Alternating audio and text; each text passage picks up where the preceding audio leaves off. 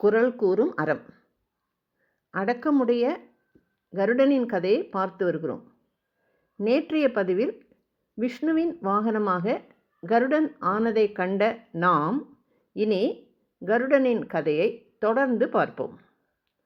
அமிர்தம் எடுத்து செல்லும் கருடனை தொடர்ந்து இந்திரன் வருகிறான்.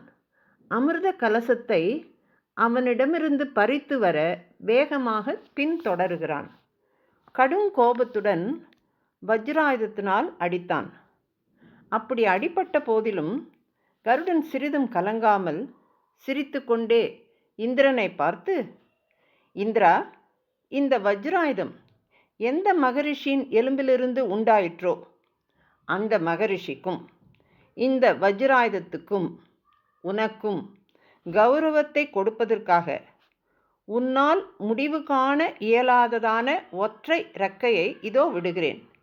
நீ வஜ்ராயுதத்தினால் அடித்தும் எனக்கு சிறிதளவும் நோவு ஏற்படவில்லை என்று வினயமாகவும் நயமாகவும் பதில் சொன்னார். இப்படி சொல்லி பட்சீந்திரர் ஒரு சிறகை உதிர்த்தார். அந்த அழகான சிறகை கண்ட தேவர்கள், இவர் சுபர்ணர் என்கிறார்கள். அழகிய சிறகை உடையவர் என்று பொருள். அது முதல் கருடனுக்கு சுபர்ணர் என்ற பெயர் உண்டாயிற்று.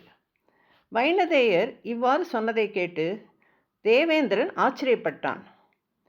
கருடனே, உன் அற்புதமான வலிமையை காண விரும்புகிறேன். உன்னுடன் என்றும் தோழனாக இருக்கவும் விரும்புகிறேன் என்கிறான். கருடனும் சம்மதிக்கிறான். ஒரு பிரயோஜனத்திற்காக இந்த அமிர்தத்தை கொண்டு செல்கிறேன். இதை பருக நான் ஒருவருக்கும் கொடுக்க மாட்டேன். என் தாய் வினதியை அடிமை தளத்திலிருந்து விடுபட செய்யவே இதை கொண்டு செல்கிறேன். இதை எவ்விடத்தில் வைக்கிறேனோ அவ்விடத்திற்கு வந்து நீ உடனே எடுத்து செல்லலாம் என்று இந்திரனை பார்த்து கருடன் கூற, இந்திரனும் அதை கேட்டு மகிழ்ந்து அவ்வாறே செய்கிறான். இந்திரன் தலைமையில் தேவர்கள் ஒன்று கூடி கருடனை பட்சிகளுக்கு இந்திரனாக பட்டாபிஷேகம் செய்து வைக்கின்றனர். இப்படி கருடன் வள்ளுவன் கூறிய அடக்கம் அமரருள் உய்க்கும் என்பதற்கு சாட்சியாக காட்சியளிக்கிறார்.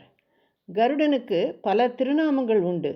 வினதானந்தன், கருத்மான், வேதாத்மா, வைனதேயன் என்று பல பல பெயர்கள் உண்டு. கருடனை தெய்வமாகவே பலராலும் இன்றும் போற்றுகின்றனர்.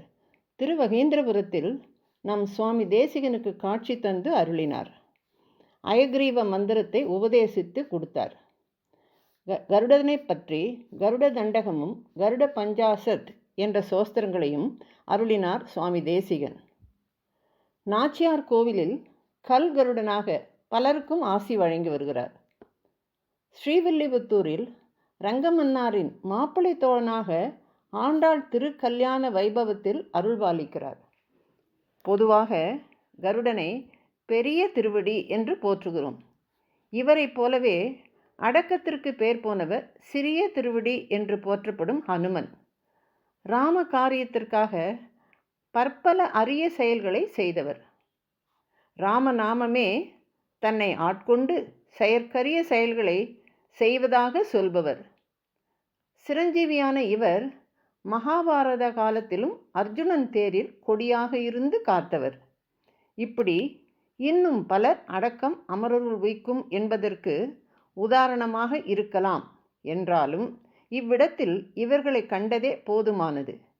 இனி நாளை அடங்காமை ஆறிருள் உய்த்துவிடும் என்பதற்கு துரியோதனனையும் தம்போத்பவன் என்ற அரசனையும் காணுவோம். ஜெய் ஸ்ரீ ராமானுஜா.